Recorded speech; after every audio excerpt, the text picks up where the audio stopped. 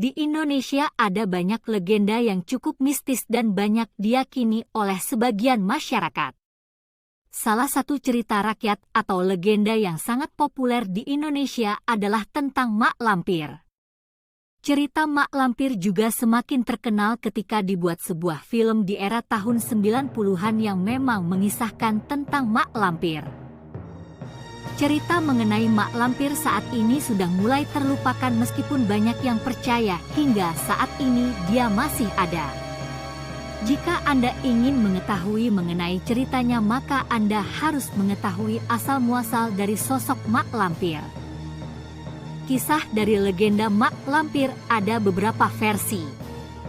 Awal mula kisah ini adalah dari sebuah legenda di Sumatera Barat yang di sana terdapat Gunung Merapi namun diadaptasi hingga menjadi cerita Jawa.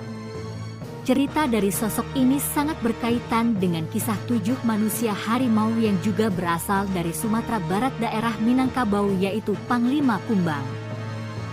Pada awalnya Mak Lampir adalah seorang putri dari kerajaan Champa yang berasal dari Vietnam pada abad ke-7. Putri ini memiliki wajah yang cantik.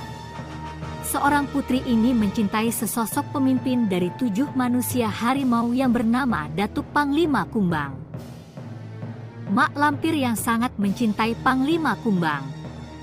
Namun cinta mereka bertepuk sebelah tangan dan tidak direstui. Hal ini menjadikan Mak Lampir murka dan nekat belajar ilmu gaib di Gunung Merapi. Di sana ia bertemu sosok yang amat sakti yang kemudian menjadi gurunya hingga Mak Lampir menjadi sakti seperti gurunya. Setelah mendapatkan kesaktian suatu hari Mak Lampir terlibat dalam suatu pertempuran. Dalam pertempuran itu Mak Lampir memenangkan pertempuran.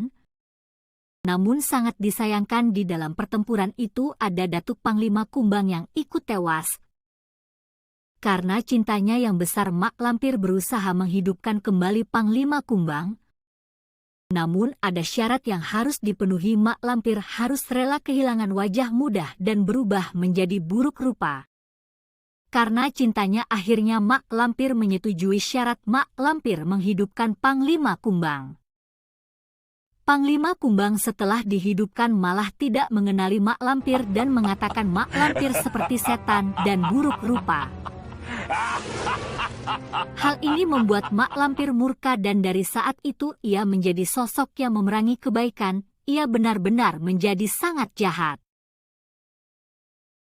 Mak Lampir mendapatkan sebutan itu dari warga yang ketakutan melihatnya.